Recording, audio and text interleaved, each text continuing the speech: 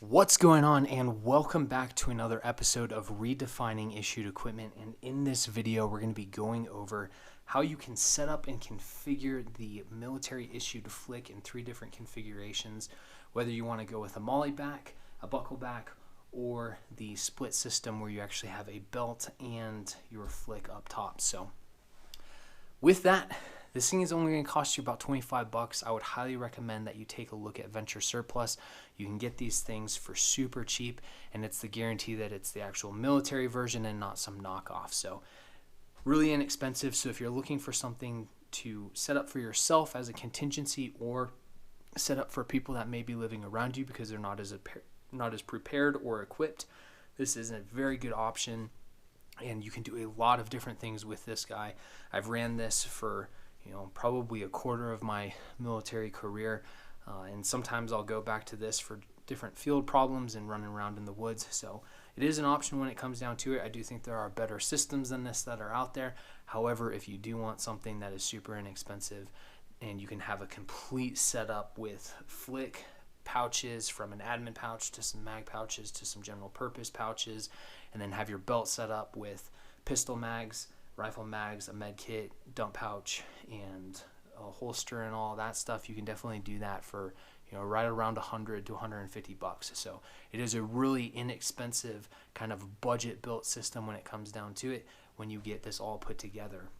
In the future, we are going to have a couple of videos on how you can set this up for riflemen, a leadership position, as well as the RTO, the medic, the grenadier, and the machine gunner. Maybe have something in the future for a DSM, but the DSM and the rifleman kind of get real similar when it comes down to it. In fact, the rifleman, the DSM, the squad leader or just leadership role, as well as an RTO, they're all kind of the same with just some minor differences when it comes to an admin pouch or general purpose pouches. So for the most part, it's all the same. But with that, I'm going to dive right into this so that way you can see kind of what this looks like just in general, and then talk about how you can break this down and set this up in the 3 different configurations that I spoke about earlier. So with that, when you get this straight out of the box, you're going to see that it's going to have the US markings up here at the top. You have your shoulder straps, and then it will come down into the molly sections with that mesh backing. You'll have your zipper that's going to split the system up. If you're a machine gunner, I would definitely leave that zipper portion exposed, have everything to the left and to the right, so that way you can unzip this, get down as close to the ground as possible to be able to get behind that gun. Even the grenadiers, I would recommend keeping it as a split system. But if you're a rifleman, a squad leader, team leader, RTO, all of that, you can run admin and a bunch of other stuff and kind of keep this all as one kit. But it is something that you should consider no matter what. If you are running around in the woods, you want to get as low profile as possible, get as close to the ground in your foxhole if you're running around doing that in the field. If you run this as a split system, and not the split system where it's the belt and the flick, but an unzippable kind of split system, you can split this open, fold those sides out, have your ammo and all your stuff to the left and the right of you, and then just your body armor is touching the ground beneath you. And then when you get up, you just zip it back up, buckle it up, and run and go. So that's an option when it comes to how you can set this up. I've always preferred just running this as a complete zipped up and buckled and kind of held into place. I'll have my admin pouch up top here, and then I have 2 rifle mag pouches on one side, 2 rifle mag pouches on the other side. So if I need to, I can always unbuckle and just lift up the bottom of the admin pouch and then unzip it if I need to. So I'll show you guys that more when we get into those videos, but that's the way you can set all of that up. So below the molly portion with the mesh, you have your Cordura kind of 500 denier material with your molly on top of it. And then on the interior of this, you're actually going to have 2 pockets, one on either side, so similar to the newer system that they have out now with the taps.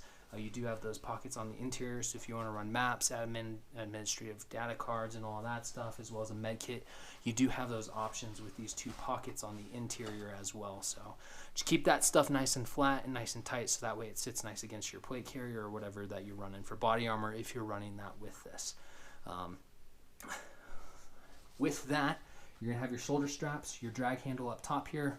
I always SOP wise with the infantry unit that I was in the past, we always sewed or sewed a name tape to the drag handle, so that way you could see who the person was in front of you during the day, and then, you know, be able to pull their kid off and all that stuff and whatnot, you know, up from that drag handle, and be able to drag that dude from, you know, an exposed area to a covered area if they were injured. But it also just makes things easier when it comes to identifying certain people's kits. So if you're going and grabbing somebody's kit for them for training, you know exactly whose it is.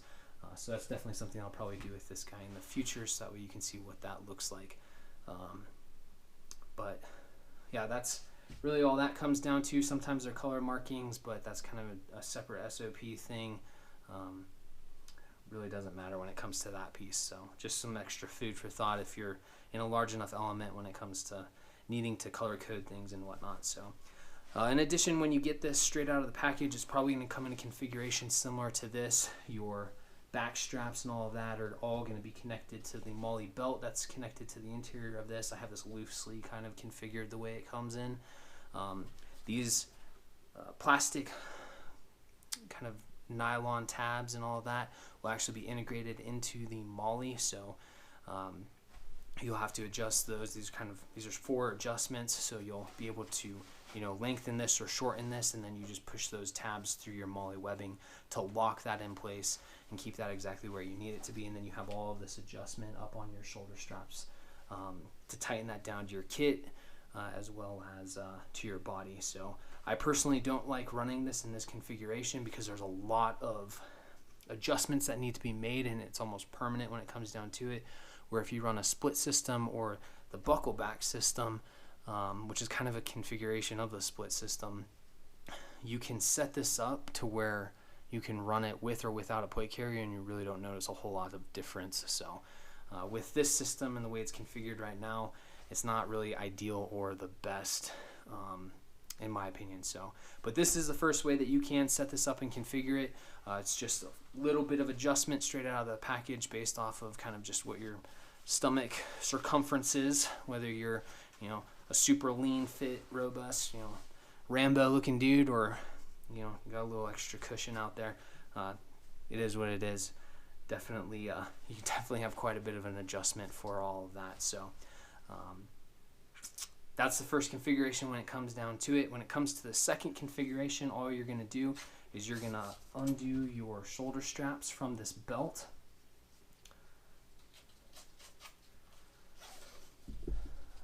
And then what you're going to do is you're going to go to the interior of the belt that you see here, and there's going to be these 2 kind of D-rings that are on the interior that are going to be holding all this extra nylon that's going to be a part of your belt system.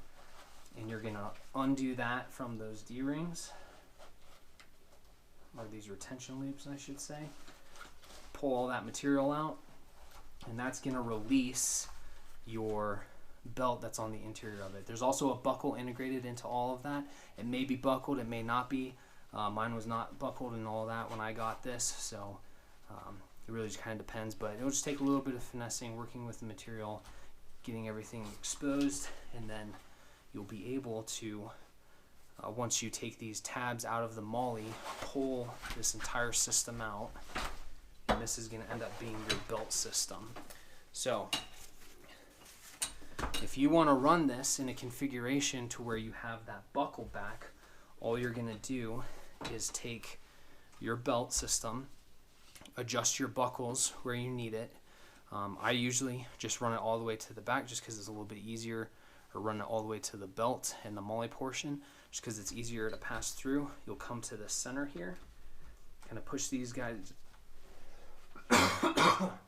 you'll push these guys down flat, and then you'll take your MOLLE belt and run it through to where it pokes out on the other side. And then you'll just have to, when you get to this point, you'll probably feel it catch, and that's because these guys want to kind of get in the way. You can push them to the outside or you can push them to the inside. It really doesn't matter. I kind of prefer them on the inside just because it's a little bit more comfortable in my opinion. You might think it might not be, but in my opinion it is, because it doesn't push this buckle to the outside and then kind of get in the way of the MOLLE setup and configuration. So that's my preference, but hey, it's up to you. And then on this other side, you're just going to push that all the way through as well. grab that buckle if you need to. You know, pull it through, catches again. Just get that guy pushed back in, and there you have it. Now you have your buckle and everything set up on either side. Now when you get to this point, you're going to notice that this belt may want to slide on you left and right. To fix that, you're going to flip this guy over, and then you just take your retention component right there, that little bit of MOLLE retention, and pull it nice and tight. Set it up like so, and then just give yourself, you know, 1 or 2 pieces of MOLLE on either side. Kind of pull it as tight as you can. It may kind of shrivel up on you, but the nice thing is if you push this out a little bit, your ends may, you know, fold over themselves, but you can still use this section of MOLLE right here as well as this section of MOLLE that's on the exterior of the belt. Now if you're running pouches and everything, you won't need to run these. You just fold these on the interior like so, and then you'll just run your general purpose pouch or whatever pouch through one of these 2 sections of MOLLE, depending on how wide the pouch is, and then run it through the MOLLE belt as well, and that will help secure your MOLLE belt as well when it comes to running this where the buckle's on the back side. So there's 2 different ways you can set up the belt portion to where it stays secure. It's just a matter of running your pouches or those retentions on the system as well. And then on the back side, after you get all of that set up, you have all of this extra adjustment to adjust like so. You adjust your shoulder straps. I would not recommend ever cutting these. Just roll these up and retain them, because then you can make those adjustments in the future if you need to. So, and in that way, when this is all said and done, now you have a kit that is set up like so with a buckle back here on the side, and then, you know, your straps for going over your shoulders and plate carrier and body armor and all of that. So this is the second configuration, and how you can set this up and configure this guy for, you know, running with kit and everything. You can definitely do this if you want to run a separate gun belt, or a gun belt that's a little bit nicer than, you know, this guy. So that is an option as well. This is kind of how I ran things in the past, before I knew about like actual gun belts when I was in the infantry. I kind of ran this in a configuration like this, and then I would run stuff on my belt where I just had a, you know, at the time I just had a Condor belt that I was running with mags and different equipment for commo gear, because I was an RTO at the time.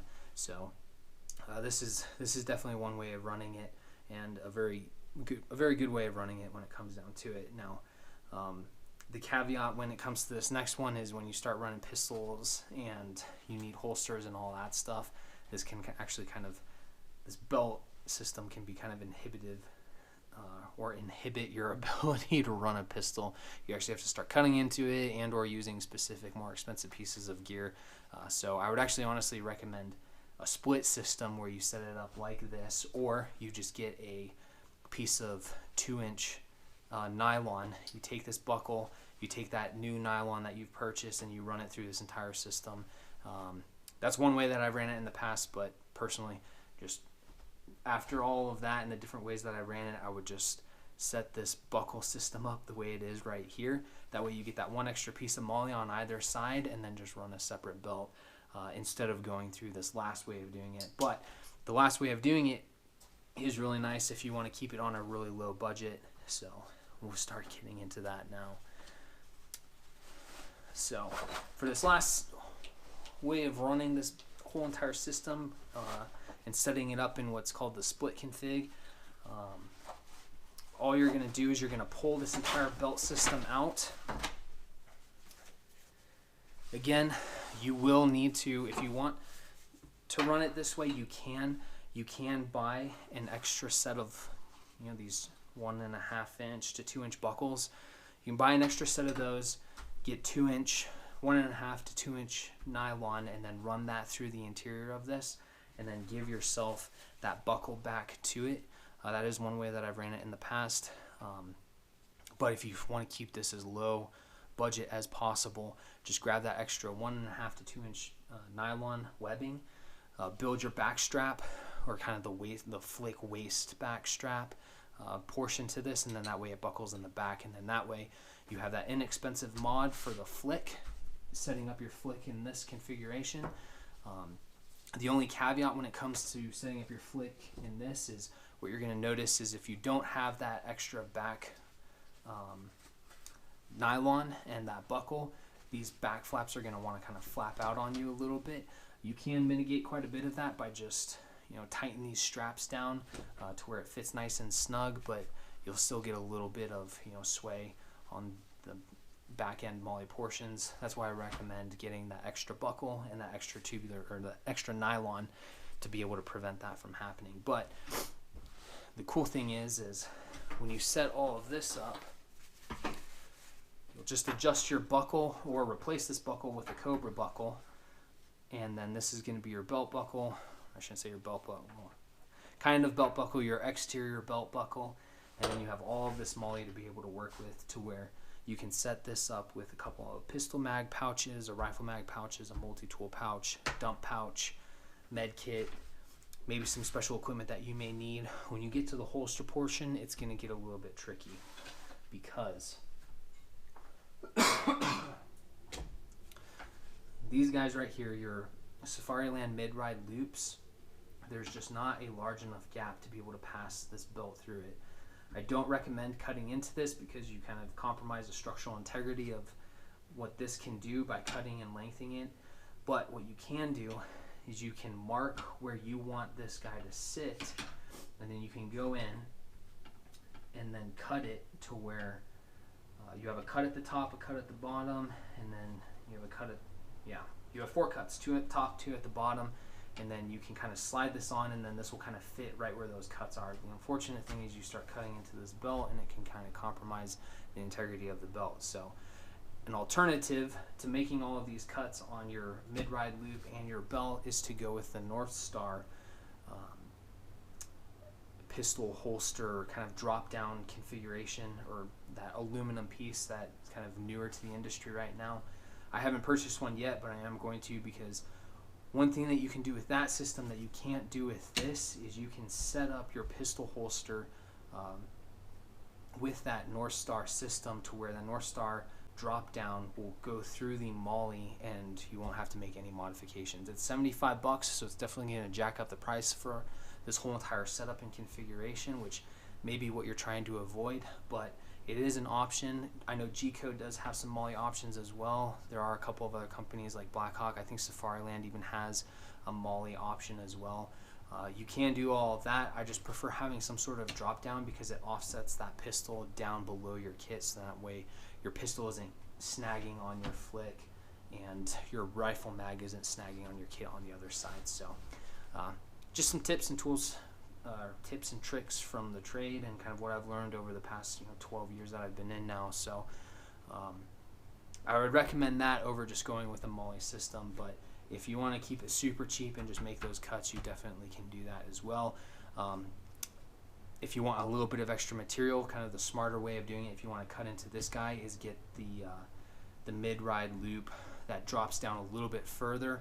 You have about an extra inch of drop that you can cut into, so then that way you're only spending $15 on that versus having to buy a whole another $25 kit. So options when it comes down to it, but it's entirely up to you when it comes down to all of that. So what that ends up looking like when it comes all together is you're just gonna have your flick and then your belt like so, and then now you have that split system to where you can run everything up here, and then you have your belt and everything down here, completely setting you up with all of your pouches and for magazines and admin and general purpose, to everything that you need on your belt for roughly around $150, depending if you purchase everything from Venture Surplus. I have it on the side so I can kind of give you an idea.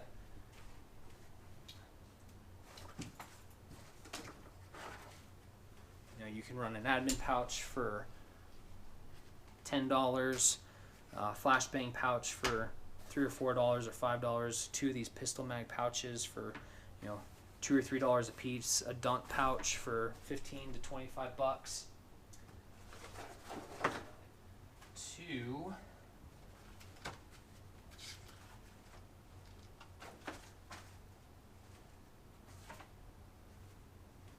some general purpose pouches on either side, like so. Horizontal pouch for your med kit.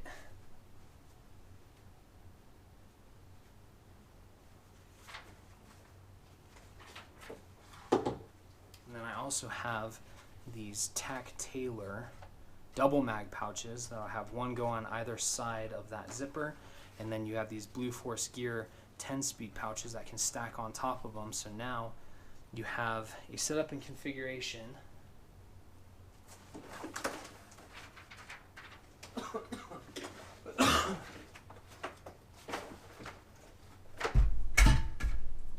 one sec, I got one more pouch.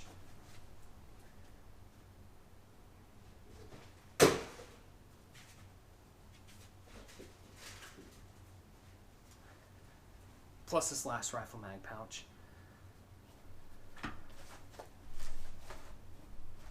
all set up like this to where it resembles somewhat of some of the other kit that I've showed you guys in some other videos, to where you have your admin pouch up here that isn't going to interfere with your magazines.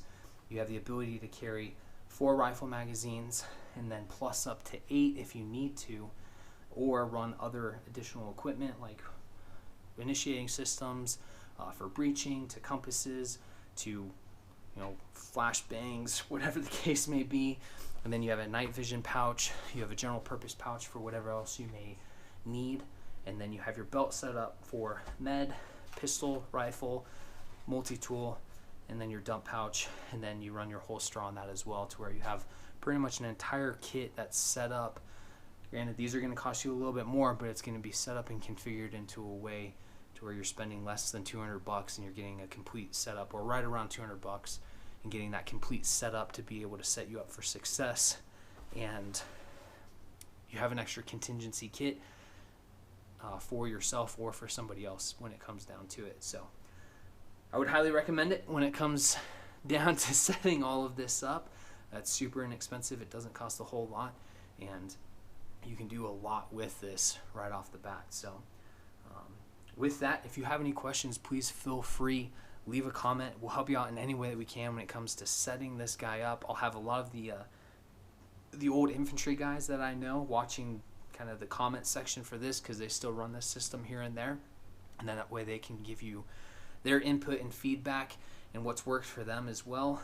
This is what works for me for, in a pinch, especially when I was in SUT for the qualification course and all that for SF. So it is an option when it comes down to it, and I highly recommend it. I would still use this to this day if I absolutely needed it. So with that, yeah, if you have any questions, please feel free, leave a comment. We'll help you out in any way that we can. Like, share, and subscribe, and we'll see you next time.